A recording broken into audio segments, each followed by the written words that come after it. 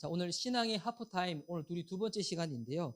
오늘은 우리 기도생활 점검하기라는 말씀의 제목으로 마태복음 6장 5절에서 13절까지의 말씀을 가지고 우리 좌우 계신 분들, 또 온라인으로 예배 드리신 분들, 우리 서로 바라보시며 우리 이렇게 서로 축복하며 인사합시다. 기도의 사람 되십시오. 자, 이렇게.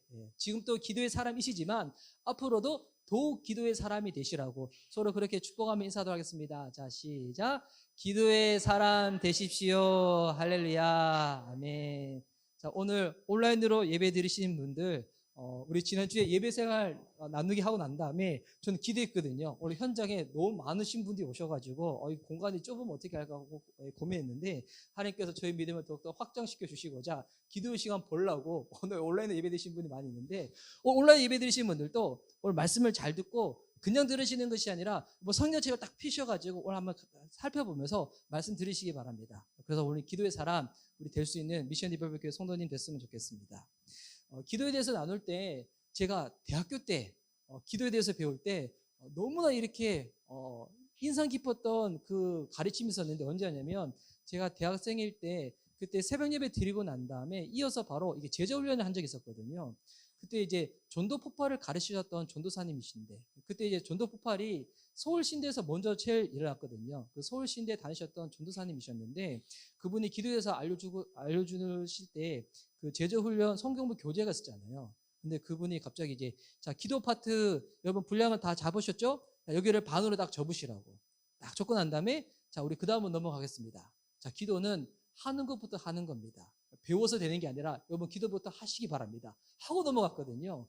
자 오늘 이 설교 듣지 말고 제가 설교만 딱 적고 기도는 하시면 됩니다. 라고 하면 얼마나 좋겠어요. 그런데 기도를 하자고 하는데 많은 분들이 실제로 기도에 대해서 오해하시는 부분들이 많이 있어요.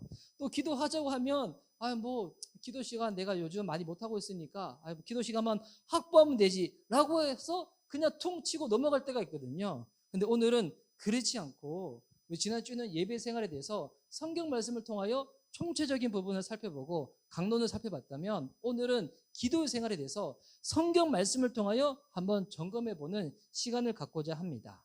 지난주도 질문 3가지 던지면서 설교를 했잖아요. 오늘 또 기도에 대해서 좀 들어갈 때 기도하면 흔히 듣는 우리 그와 같은 이야기들이 있었어요. 그 질문을 3가지를 던지면서 설교를 좀 시작해보고자 하는데요. 여러분 이 3가지 질문을 던질 때 여러분 마음속으로 대답해 보시기 바랍니다. 입 밖으로 대답하시다가 잘못 대답하시면 피차간에 마음 오려주셔가지고 다음에 얼굴 볼 때 좀 불편해질 수 있으니까 마음속으로 대답하세요. 자, 흔히 듣는 우리 기도하면 여러분 기도는 응답이라고 하잖아요. 자, 그러면 여러분 최근에 기도하셔서 응답 받은 적이 언제이십니까? 여러분 마음속으로 한번 대답해 보세요. 최근에 내가 기도하고 응답 받은 것 그거 언제인가? 두 번째 기도 제목입니다. 두 번째 질문입니다. 또한 기도는 대화라고 합니다. 그러니까 일방적으로 내가 하나님께 그냥 아뢰는 게 기도가 아니라 내가 하나님 앞에 모셔두고 주님 제가 하고 싶은 얘기가 있는데요. 제 말 좀 들어보세요. 제가 지금 강의할 거예요. 설교할 거예요. 들어보세요. 이게 기도가 아니라 기도는 대화라고 하잖아요. 여러분 기도의 대상 되시는 하나님과 대화하고 계십니까? 여러분 마음속으로 한번 다 대답을 해보시기 바랍니다. 그리고 이제 마지막 질문. 기도를 또한 호흡이라고 해요. 기도를 호흡. 이 기도는 호흡이라고 얘기하는 게 제가 알기로는 이 수학자 파스칼이 그렇게 얘기한 걸로 알고 있거든요. 기도를 호흡이라 하고 있는데 그 말인즉 기도해야지 살 수 있다는 거잖아요. 기도를 통해서 살라는 건데 여러분 기도를 통해서 살고 계십니까? 어떠신가요? 여러분 스스로에게 한번 대답을 해 보시기 바랍니다.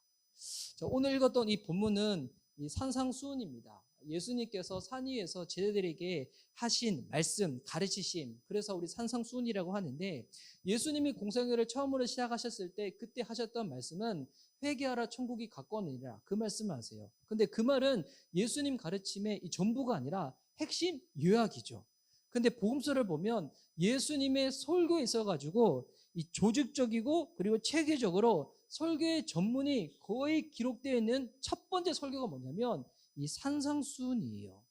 예수님께서 산상수훈이라는 첫 번째 설교를 하셨을 때 첫 번째 이 주제는 뭐였냐면 복이었거든요. 왜 복에 대해서 설교를 하셨을까요? 뭐 그때나 지금이나 여러분 사람들은 복을 원한다는 거예요. 복을 갈망을 하는 거죠. 근데 많은 사람들이 복에 대해서 잘못된 개념을 가지고 있는 거예요.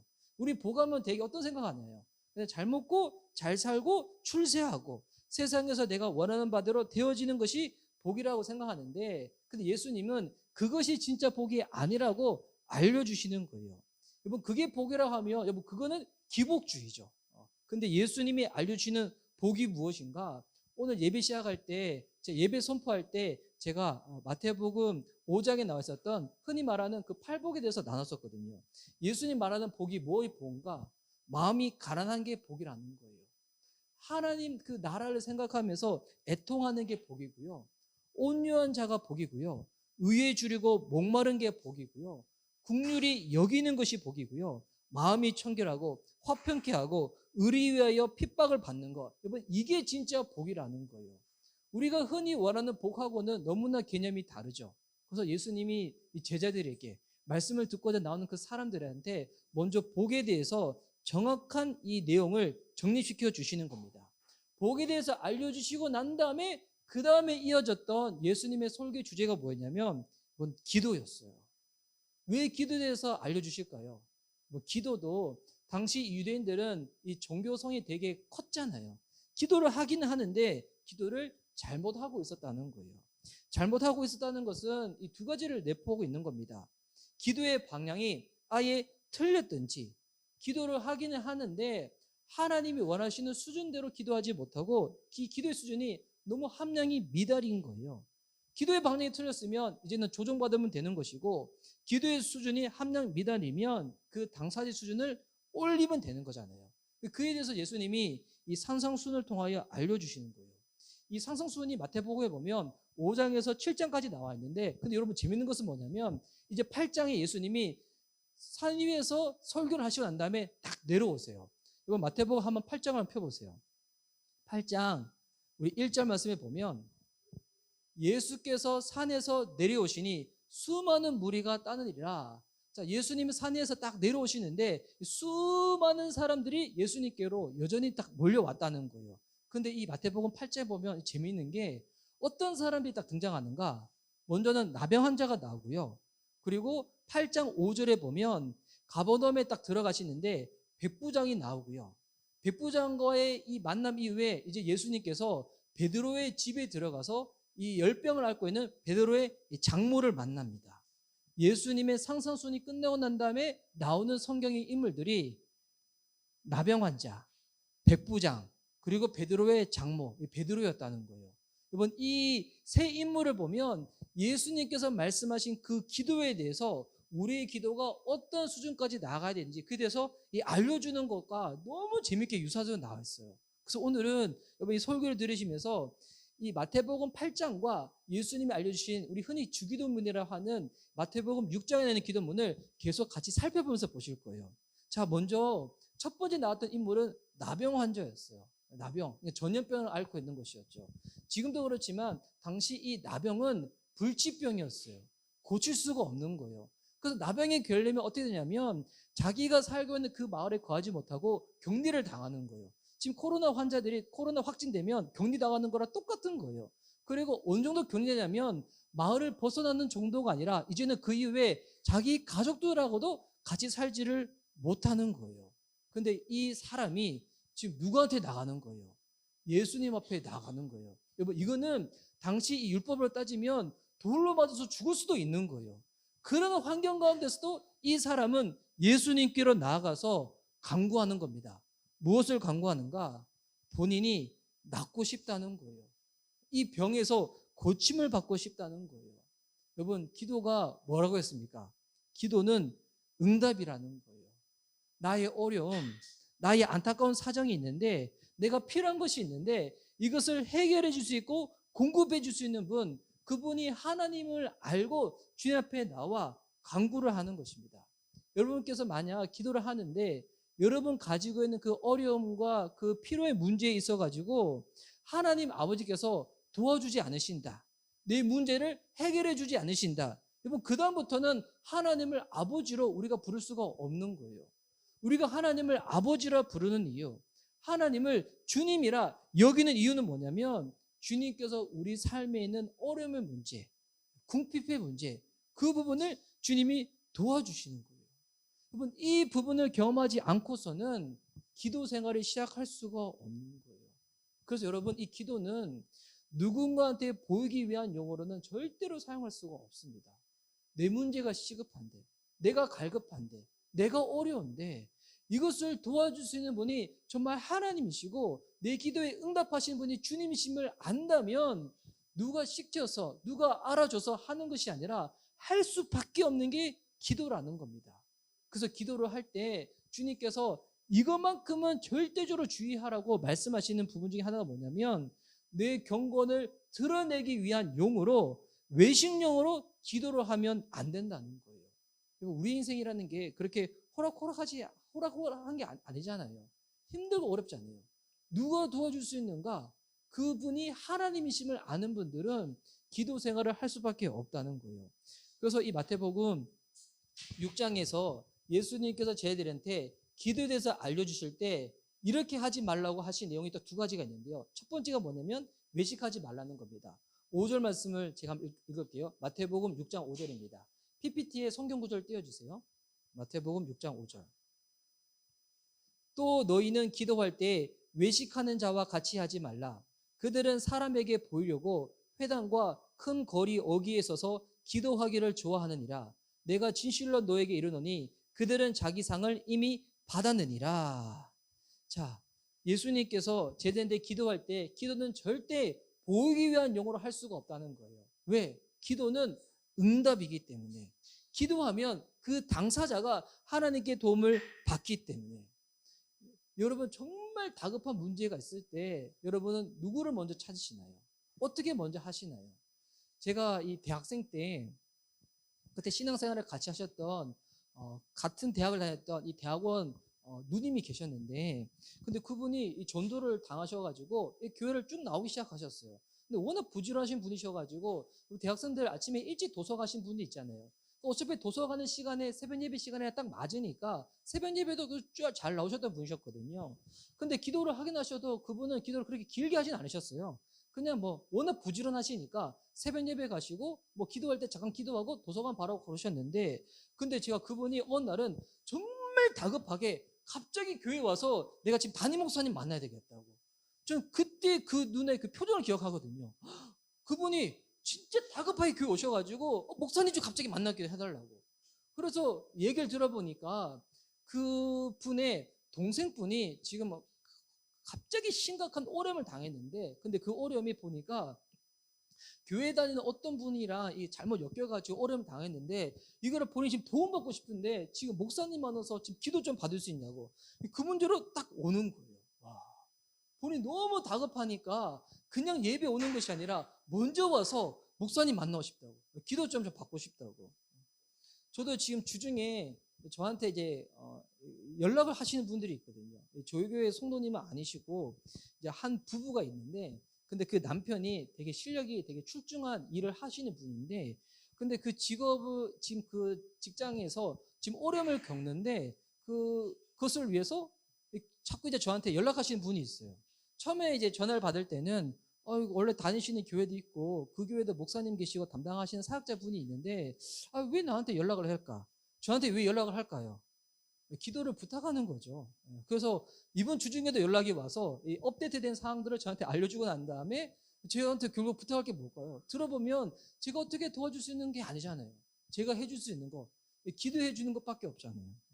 또 주중에 이제 한 부부가 저희 집에 왔었는데 보니까 또 이 부부가 남편이 무언가 이제 앞날 진로와 비전을 놓고 고민을 하는데 그 다니는 교회에서 이렇게 사역자한테 얘기했는데 별 도움을 못 받았나 봐요. 그래서 저한테 와서 얘기를 하는 거예요. 그럼 제가 듣고 해줄 수 있는 게 뭐가 있어요? 기도해 줄 수밖에 없잖아요. 제가 아는 대로 알려주고 난 다음에 기도를 해주고 이렇게 헤어졌는데, 여러분 진짜 우리 삶 가운데 다급한 문제가 있을 때 누구를 찾는가? 딱 그를 보면 그 분이 정말 기도가 응답임을 믿는 사람인지 아닌지를 확인할 수가 있다는 거예요. 또는 기도할 때 주님이 또한 이렇게 말씀하십니다. 6절 말씀에 보면 너는 기도할 때 내 골방에 들어가 문을 닫고 은밀한 중에 계신 내 아버지께 기도하라. 은밀한 중에 보시는 내 아버지께서 갚으시리라. 기도할 때 어떻게 기도하라고요? 골방에 들어가 문을 닫고 기도하라는 거예요. 여러분, 이 말이 이제 실제적으로 물리적 공간을 따로 확보해서 기도하라, 이 말일까요? 뭐 그렇게도 해석해서 되겠지만, 여러분, 이 말은 당시 이 얘기를 들었던 사람들이 누구예요? 유대인들이잖아요. 이 유대인들은 기도할 때 사람들 앞에서 기도하는 것을 되게 좋아했었고, 당시 이 바리새인들은 본인들의 경건을 드러내는 것을 너무나 요행으로 여겼던 사람들이었거든요. 그 사람들한테 얘기해야 하는 거예요. 기도를 들으시는 아버지 하나님께 하는 거라고. 주변 사람들이 나를 어떻게 바라보는지 그 신선 이목에 끌리면 여러분 그다음부터 기도 안 된다는 거예요. 여러분, 이 예배 현장에 나와서 아니면 우리 이제 새날 경건 예배나 우리 금요 예배, 새날 경건 예배도 제가 다음 달부터는 현장에 와서 할까 지금 계속 이제 놓고 생각하고 있는데, 할 때 같은 예배 공간에서 기도할 때도 여러분 중요한 건 뭐냐면 옆에 사람이 기도를 하는지 안 하는지 그게 신경 쓰기 중요한 게 아니라 내가 지금 내 아버지께 기도하는 게 중요하다는 거예요. 내 아버지께. 여러분, 기도는 응답입니다. 나의 어려움, 필요, 간구를 주님께 구할 때 하나님이 정말 저와 여러분의 아버지가 되신다면 주님이 들으셔서 응답하여 주신다는 겁니다. 여러분, 이것으로 기도의 생활이 딱 시작되어지는 것인데, 근데 중요한 것, 여기에만 머무르면 안 된다는 겁니다. 이거는 기도에 들어가는 첫 번째 단계이지 그 다음 이어지는 단계가 있다는 거예요. 이 마태복음 8장에 보면 예수님께서 나병 환자를 만나시고 난 다음에 이 나병 환자가 고침을 받아요. 그리고 나서 다시금 이제 그가 살고 있는 마을로 들어갈 때 예수님이 뭐라고 말씀하시냐면, 제사장한테만 너의 나음을 보이고 난 다음에 다른 사람한테는 이거 알리지 말라고 얘기하세요. 당시 이 제사장은 이 제사를 집례하는 것뿐만이 아니라 이 의사와 같은 역할도 했기 때문에 그 사람이 전염병이 나았으면 공동체에 들어갈 수 있도록 허락해 주는 역할도 했었거든요. 근데 예수님이 뭐에 대해서 알리냐면 네가 병 나은 거 다른 사람들한테는 알려주지 말라는 거예요. 왜? 이건 사람들은 하나님을 구할 때 자기 육적인 필요로만 주님을 찾을 수가 있거든요. 뭐 그것이 기도의 진정한 의미는 아니라는 거예요. 그 다음 이어지는 인물이 백부장입니다. 이 백부장은 당시 이 로마 제국에서 100명의 사람을 거스리는 이 리더였잖아요. 그러니까 따지면 1% 안에 드는 리더인 거예요. 100명의 사람을 다스리는 사람이니까. 그런데 이 백부장이 지금 누구한테 오는 거예요? 이 사람은 로마 제국의 군인인 거예요. 그런데 그 식민지 치하에 있었던 그 30대 초반의 청년인 예수한테 오는 거예요. 이 식민지의 청년한테 와가지고 자기의 필요를 구하는 거예요. 여러분 생각해 보세요. 우리나라 예전에 일제 치하 때 일본에 만약에 어느 장교가 식민지에 있는 조선의 한 청년한테 와서 본인의 도움을 강구한다? 이거 말이 돼요? 있을 수가 없는 상황이잖아요. 여러분, 이것만 해도 있을 수가 없는데 이 백부장이 나와서 누구를 위해서 기도를 부탁하는가? 와, 이 마태복음 8장 5절과 6절 말씀 제가 한번 읽을게요. 여러분 성경 한번 보세요. 예수께서 가버나움에 들어가시니 한 백부장이 나와 간구하여 이르되 주여 내 하인이 중풍병으로 집에 누워 몹시 괴로워하나이다. 지금 누구를 위해서 예수님께 기도를 부탁하는 거예요? 자기 집에 있는 하인을 위해서 기도를 부탁하는 거예요. 여러분, 이 당시에 이 하인은 노예예요, 노예. 우리가 생각하는 집에서 일하는 가정부, 파출부 그 정도가 아니에요. 요즘 가사 도우미라 하죠. 그 정도가 아니에요. 당시 이 로마 제국의 하인은 노예이기 때문에 물건과 같은 존재인 거예요. 사람이 아닌 거예요. 조선시대에도 여러분 종이 있었잖아요. 여러분 그거보다도 더욱더 여러분 인권이 없는 게 여러분 당시 이 노예 하인이에요. 근데 이 노예 하인이 지금 중풍병에 걸린 거예요. 지금 걸려서 몹시 괴로워하고 있는 가운데 있다는 거예요. 지금 이 사람을 위해서 기도해 달라고 예수님께 나오는 거예요. 여러분 이게 정말 이게 거의 있을 수가 없는 환경인 거죠. 그래서 이 사람을 보고 예수님께서 뭐라고 칭찬을 하시냐면 10절 말씀에 보니까 예수께서 들으시고 놀랍게 여겨 따르는 자들에게 이르시되 내가 진실로 너에게 이르노니 이스라엘 중에 아무에게도 이만한 믿음을 보지 못하니라. 이만한 믿음의 사람을 주님께서 보지 못했다는 거예요. 왜? 예수님께 나와서 다른 사람을 위하여 다른 사람의 문제를 위해서 기도하는 사람이기 때문에, 부탁하는 사람이기 때문에. 근데 백부장이 칭찬을 받은 이유가 이것에만 있지 않습니다. 아까 기도가 응답이라고 했잖아요. 그 다음 이어지는 기도가 무엇인가? 기도는 대화라는 거예요. 이 백부장은 예수님께 나와서 기도를 할 때, 무언가 부탁을 할 때, 만약 이 예수님이 내가 간구하는 것 가운데 응답하시는 하나님이시라면, 만약 하나님이 시간과 공간 가운데 제한을 받으실까? 그렇지 않으실 거다. 이분이 하나님인데 내가 어떻게 세상으로부터 도움받지 못하는 부분을 도움 줄 수 있는 분이라면 이분은 시간을 뛰어넘고 공간을 뛰어넘어서 응답하시는 분이시다 라고 하면서 예수님께 뭐라고 하냐면, 나도 내 밑에 사람들이 있는데 내가 말을 하면 내가 지시한 대로 사람들이 움직인다고. 예수님께서 굳이 우리 집에 오실 필요가 없다고. 주님께서 지금 이곳에서 기도하시면 내 하인이 나을 줄 내가 믿는다고. 와, 여러분, 이 백부장은 나의 기도를 들으시는 하나님이, 이 예수님이 어떤 분인지 아는 사람이라는 거예요. 여러분, 기도가 대화라고 하잖아요. 대화와 면접의 차이가 뭔지 아세요? 우리 이제 그 직장을 구할 때 면접을 하잖아요. 면접은 한쪽이 한쪽을 일방적으로 알아가는 거예요. 이건 면접이잖아요. 근데 대화는 뭐예요? 대화는 서로가 서로를 알아가는 과정이 대화인 거잖아요. 예수님은 저와 여러분을 아세요. 그러면 이제 우리에게 필요한 게 뭘까요? 주님, 저 좀 더 알아주세요. 더 알아주세요. 이게 아니에요. 이제 우리가 하나님을 알아가는 거예요. 이 백부장은 하나님이 어떤 분인지 안 거예요. 예수님이 어떤 분인지 안 거예요. 내가 기도하면 응답하시는 분. 근데 지금 주님의 응답은 시간과 공간을 뛰어넘어서 응답해 주시는 분. 이 백부장에 의해서 이 기도는 대화였던 거였어요. 주님은 이미 우리에 대해서 다 아시는 분이십니다. 우리가 굳이 필요에 대해서 이야기하지 않더라도 주님은 우리의 필요까지도 아시는 주님이시라는 거예요. 그런데 안타까운 것은 방금도 말씀드렸지만 정작 우리는 주님에 대해서 잘 모른다는 거예요. 주님에 대해서 잘 모르다 보니까 우리의 기도 수준이 어떠한가? 그냥 내 수준에만 머물러 있는 거예요. 그러니 기도할 때도 내가 주님을 걱정해서 우리가 하는 기도가 많이 있어요. 기도할 때 내용 보면 하나님 지금 이걸 위해서 기도하는데 이거는 이렇게 해주시고요, 이거는 이렇게 해주시고요, 이건 이렇게 해주세요. 기도할 때가 많이 있잖아요. 근데 여러분, 주님이 우리보다도 더 잘 아시는 주님이세요. 저 같은 경우에 머리숱이 이게 많지 않으니까 머리숱 헤아릴 때 여러분보다는 쉽겠죠. 그래도 저도 머리숱이 아예 없는 거 아니기 때문에 제 머리숱 헤아리다 보면 시간이 얼마나 걸릴지 몰라요. 근데 주님은 저와 여러분에서 얼마나 잘 알고 계신가. 여러분 머리숱을 다 헤아릴 만큼 주님이 알고 계시다는 거예요. 그만큼 예수님이 여러분의 헤어스타일에 관심이 많다는 게 아니라 여러분에 대해서 주님은 관심이 많다는 거예요. 자세히 알고 계시다는 거예요. 그래서 여러분, 주님에 대해서 기도할 때, 예수님께 기도할 때 주님을 잘 모르다 보면 기도가 어떻게 되는가? 이방인처럼 중언부언하게 된다는 거예요. 그래서 다시금 마태복음 6장 7절로 오면 기도할 때 이렇게 하지 말라고 말씀하시는데, 제가 읽어드릴게요. 또 기도할 때 이방인과 같이 중언부언하지 말라. 그들은 말을 많이 하여야 들으실 줄 생각하느니라. 여러분, 이방인들은 기도할 때 어떻게 기도한다고요? 그냥 말을 많이 한다는 거예요. 왜 말을 많이 할까요? 이방인들은 누구를 신으로 섬기나요? 비인격체를 신으로 섬기잖아요.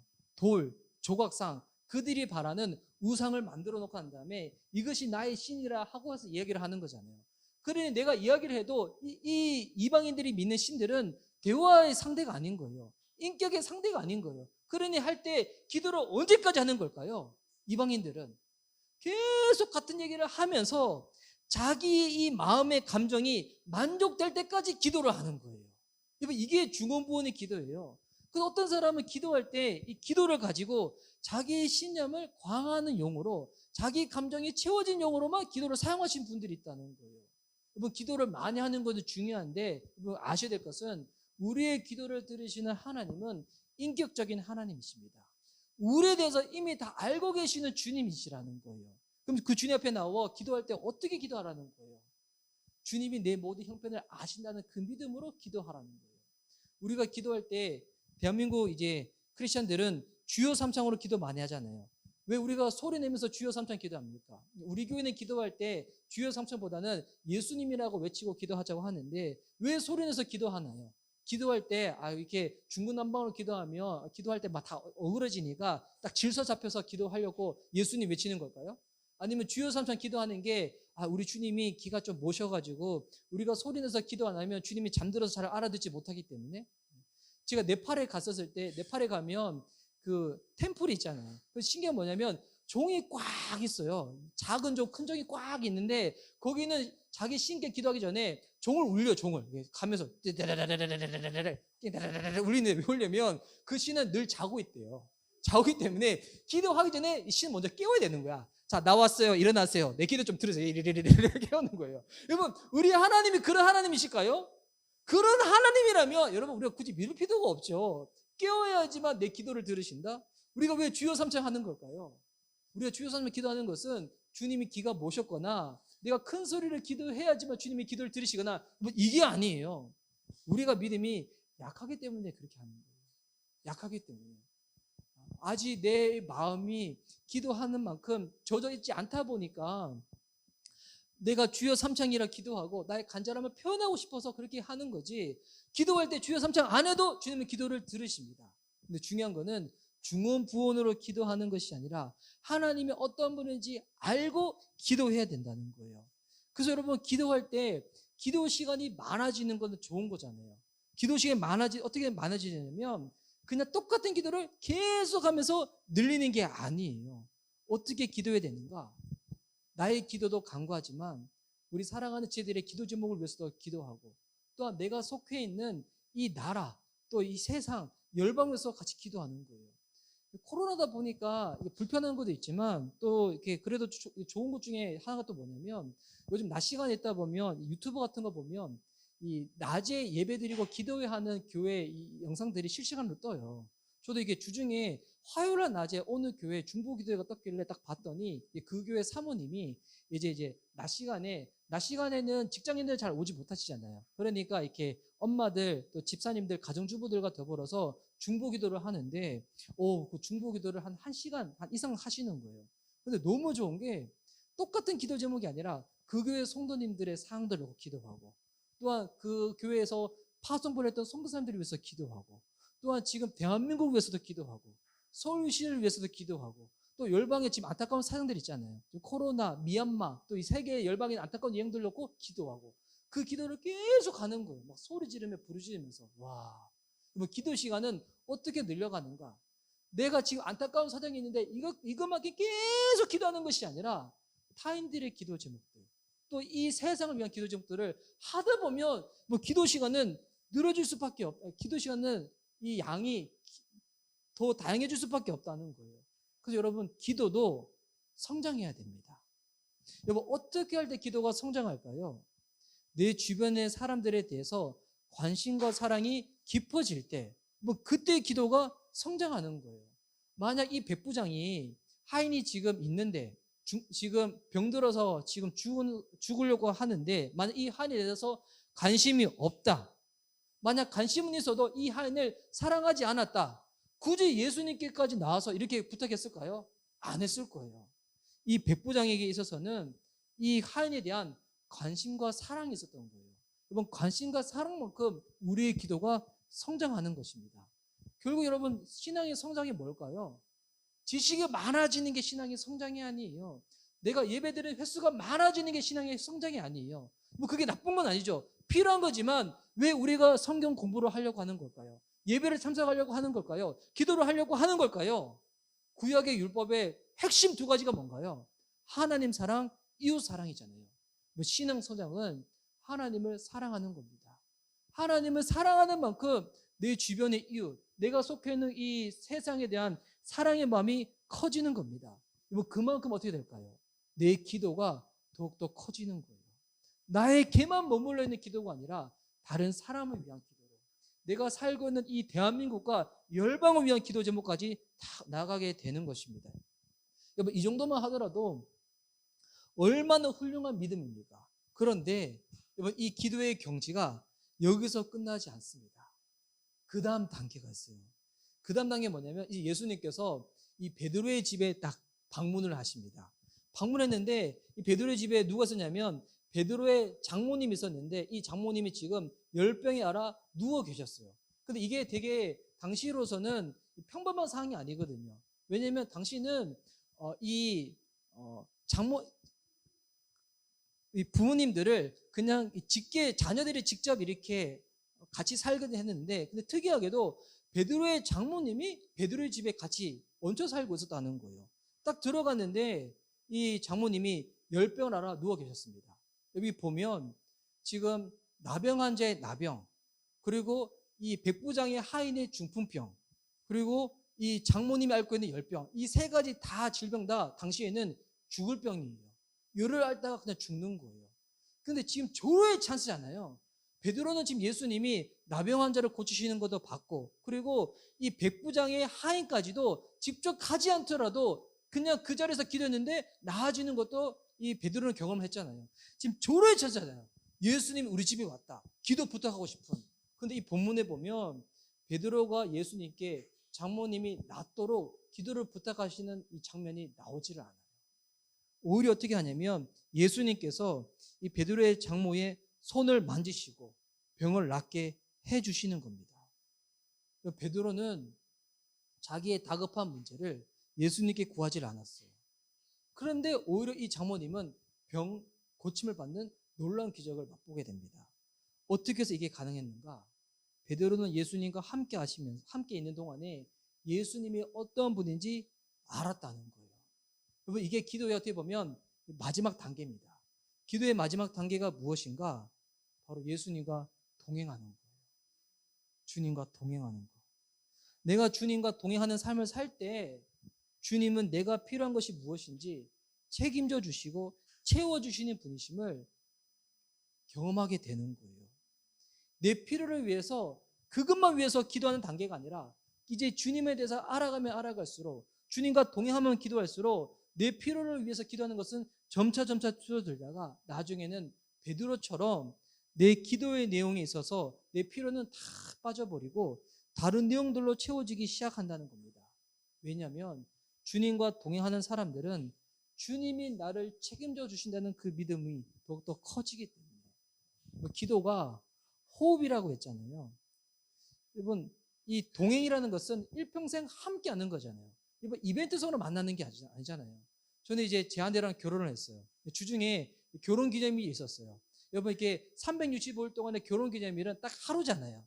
여러분, 만약에 극단적인 케이스로 결혼 기념일에만 자기 배우자한테 막 좋은 거 입히고 좋은 데 가고 좋게 해주는데 나머지 364일은 늘 지지고 볶고 지옥같이 살아가는 이 부부가 있는데, 근데 한 부부는 결혼 기념일 그냥 평범하게 지나가. 근데 나머지 날도 늘 함께 하면서 기쁨과 희노애락을 즐기면서 사는 부부가 있어. 뭐 전자를 원하세요? 후자를 원하세요?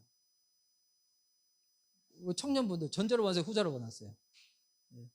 대답 없으면 다 전자로 할까요? 아니죠. 예. 후자겠죠. 예. 후자겠죠. 결혼 기념일에만 특별한 행사를 하고, 이거, 그는 나머지 날은 사는 게 늘 지옥 같고, 이게 아니잖아요. 동행이 뭡니까? 그냥 늘 일상 가운데 함께 공유하면서 살아내는 것. 이게 동행이잖아요. 여러분, 그래서 결혼은 이벤트가 아니에요. 예. 요즘 이렇게 젊은 청년들은 이벤트 잘해주는 이 짝들을 좋아하는데, 여러분, 이벤트 좋아하다가 나중에 일상의 삶은 되게 힘들어질 수가 있어요. 여러분, 결혼은 동행입니다. 함께 하는 거잖아요. 여러분, 기도가 호흡이라는 것은, 기도는 하고 싶을 때 하고 하기 싫으면 안 하고 이럴 수가 없는 거잖아요. 기분이 좋아도 호흡해야 되고요, 기분이 나빠도 호흡해야 되고요, 죽기 전까지 해야 되는 게 우리가 호흡하는 거예요. 기도가 호흡이라는 것은 뭐냐면 내 기도를 들으시는 하나님과 늘 함께 하는 거예요. 동행하는 거예요. 여러분, 이게 기도라는 거예요. 그럼 이와 같은 자들은 주님과 함께 하면서 주님이 내 필요를 다 하셔서 굳이 그것을 위해서 이제 기도하지 않는다. 이제는 무엇을 위해서 기도하게 될까요? 그에 대해서 이제 주님이 알려주시는 게 마태복음 6장에 나와 있어요. 마태복음 6장 8절로 다시 돌아오면 이렇게 시작하죠. 그러므로라는 것은 앞에 나와 있는 부분들에 대해서 이제 주님이 다 이제 결론 내주시는 거예요. 이방인들처럼, 다른 유대인들처럼 외식하지 말고 이방인들처럼 중언부언하지 말라는 거예요. 그리고 그러므로 뭐라 말씀하시는가? 그들을 본받지 말라. 그들처럼 기도하지 말라고요. 구하기 전에 너에게 있어야 할 것을 하나님 너희 아버지께서 아시느니라. 여러분, 오늘 우리가 기도하기 전에 주님이 저와 여러분 삶이 지금 어떠한 삶인지, 우리의 마음에 어떠한 지금 형편인지, 여러분 영적인 상태가 어떤 상태인지 우리는 이야기하기 전에는 알지 못해요. 요즘 사람들 보면 다 멋있어 보이고 깨끗해 보이고 거룩해 보이고 성실해 보이고 겉모습만 봤을 때는 그 사람 속에 있는 것 알지를 못해요. 그래서 우리는 교제해야지 서로의 기도 제목을 알 수 있지만 주님은 어떻다는 거예요? 이미 다 아신다는 거예요. 여러분 지금 뭐 때문에 공고하시고 뭐 때문에 괴로워하시고 뭐 때문에 지금 내 마음이 아픈지 주님은 다 아신다는 거예요. 다 아신다는 거. 이거 다 아시는 주님 앞에 이제 우리가 그것을 위해서 그것만을 위해서 기도하는 것이 아니라 다른 사람들을 위하여 다른 것을 위해서 기도를 하려고 할 때 이제 주님이 알려주시는 기도가 우리가 흔히 알고 있는 이 주기도문입니다. 우리는 주기도문 하면 무언가 우리가 이제 모임하고 난 다음에 마지막 폐회할 때 의식처럼 할 때가 많이 있는데 여러분 주기도문은 그게 아니에요. 이 주기도문의 특징이 무엇인가? 우리 9절 말씀, 10절 말씀 제가 한번 읽도록 하겠습니다. 그러므로 너희는 이렇게 기도하라.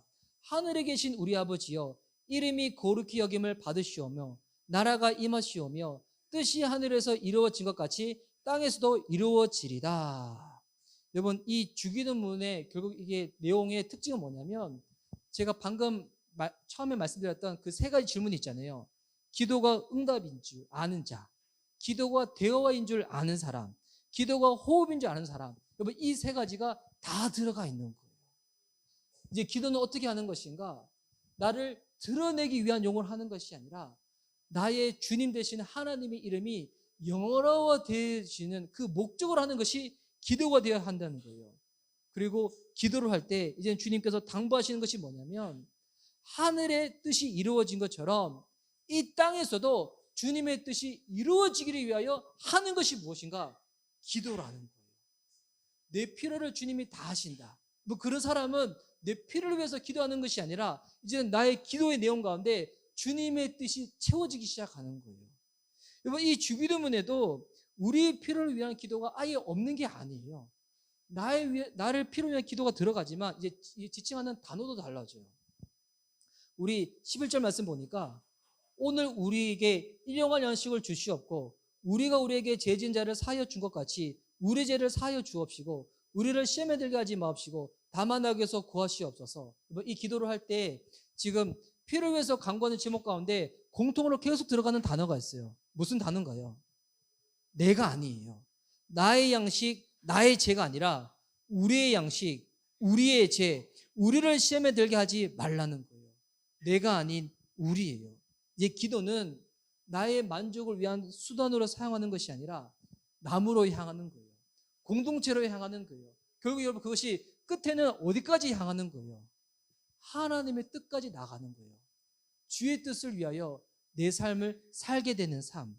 그래서 예수님께서 이 기도에 대해서 지금 설교를 하시고 난 다음에 마지막 이 기도의 설교의 핵심이 무엇인가? 정리가 무엇인가?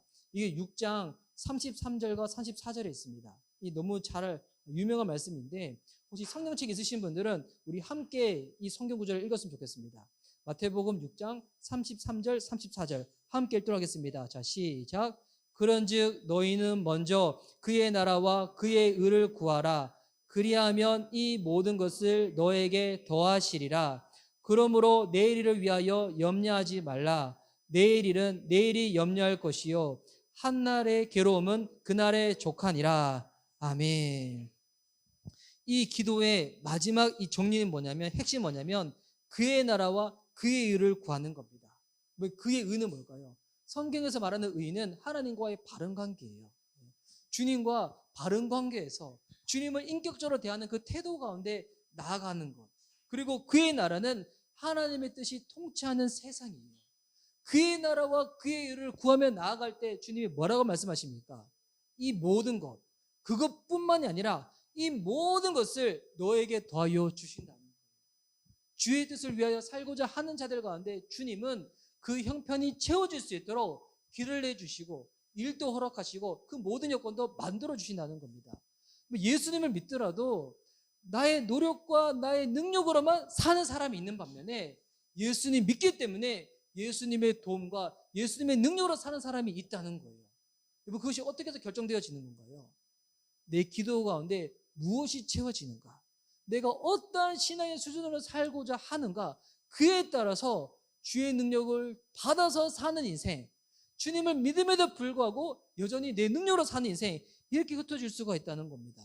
그러면 그의 나라와 그의 의를 구하며 살아갈 때 우리의 기도가 성장하기 위해서 우리에게 필요한 것이 무엇인가? 두 가지가 필요해요. 하나는 성령님이고 다른 하나는 일정한 기도의 시간입니다. 이 마태복음 이 산성순에 보면 기도에 대해서 이렇게 알려주시고 난 다음에 마태복음 7장에도 보면 그 중간에 다시 기도에서 말씀하신 내용이 있어요. 이 마태복음 7장 7절에 보면 구하라 그리하면 너에게 주실 것이요 찾으라 그리하면 찾아낼 것이요 문을 두드리라 그리하면 너에게 열릴 것이니 구하는 이마다 받을 것이요 찾는 이가 찾아낼 것이요 두드리는 이에게 열릴 것이니라. 너희 중에 누가 아들이 떡을 달라 하는데 돌을 주며 생선을 달라 하는데 뱀을 줄 사람이 있겠느냐? 너희가 악할지라도 좋은 곳으로 자식에게 줄 줄 알거든 하물며 하늘에 계신 너희 아버지께서 구하는 자에게 좋은 곳으로 주시지 않겠느냐? 여러분, 이 마태복음 7장을 읽을 때 어떤 사람은 야, 구하라 하면 주님이 다 주신다고 하니까 마태복음 6장에서 예수님께서 실컷 하나님 뜻을 위해서 기도하라고 알려주시고 난 다음에 갑자기 7장에 와가지고 다시 기도의 수준을 떨어뜨려가지고 내 필요를 채우는 것을 위해서 기도하라고 알려주시는가? 이렇게 한다면 지금 설교의 앞뒤가 문맥이 안 맞는 거잖아요. 지금 여기 마태복음 7장에서 주님이 기도할 때 하나님 아버지께서 구하는 자에게 가장 좋은 곳을 주시겠다고 말씀하고 있죠. 여기서 여러분 가장 좋은 곳이 무엇일까요? 이거 뭐 익히 우리가 금요예배 때도 여러 번 나눴었지만 주님이 주시는 가장 좋은 것, 똑같은 이 내용이 나와 있는 누가복음에는 바로 가장 좋은 것이 성령님이라고 나와 있어요. 구하는 자에게 성령을 주시지 않겠느냐. 여러분, 우리가 하나님의 자녀로서 주의 뜻 가운데 살고자 할 때, 예수님과 동행하고자 할 때 우리에게 여러분 절대적으로 필요하신 분은 누구냐면 바로 성령님이시라는 거예요. 우리가 성령님에 대해서 앞으로 우리 교회도 기도할 때 방언으로 기도하고 은사와 기적도 막 충만하고 넘치기를 원하지만 그러다 보면 성령님을 잘못 오해하기가 쉬워요. 현상과 기적과 은사로만. 근데 여러분, 성령님은 인격적인 하나님이시고요. 우리가 날마다 주님과 동행할 수 있도록 우리를 붙잡아 주시는 분이 성령님이시라는 거예요. 그래서 이 성령님이 우리 기도 생활 가운데 절대적으로 필요한 분이십니다. 주님과 동행하기 위해서. 또한 기도할 때 이제 우리에게 필요한 것은 뭐냐면 습관을 따라 기도하는 것입니다. 이거 누가복음 22장 39절인데요. 우리 한번 PPT 한번 띄워주세요. 누가복음 22장은 이제 예수님께서 십자가 지시기 전에 이제 감난산에 올라가서 기도하신 장면인데 그때 기도를 할 때 주님께서는 어떻게 기도하시는가? 누가복음 22장 39절. 자, 제가 한번 읽어드리도록 하겠습니다. 그 설교 시간에 찾는 이런 성경 구절들은 여러분 나중에 줄을 쭉쭉 끊어도 괜찮으세요. 자, 예수님께서 나가서 습관을 따라, 이 습관이 중요하죠. 이거 습관에 동그라미를 딱 치셔야 되는데 습관을 따라 감난산에 가심에 제자들도 따라갔더니, 여러분 예수님이 기도할 때 언제 기도했다는 거예요? 어려운 일이 닥쳤을 때, 힘든 일이 닥쳤을 때 그냥 우연을 쫓아서 이게 아니라 예수님은 습관을 쫓아 기도하셨다는 거예요. 습관은 뭡니까? 나의 삶이 되는 것입니다. 나의 삶. 그냥 기도하는 것이 아니라 습관을 쫓아 기도하는 삶이 되어서 주님께 기도한다는 것입니다. 기도를 할 때 어떤 사람들은 문제를 닥쳤을 때만 기도하는 사람들이 있어요. 습관을 따라 기도하는 것이 아니죠.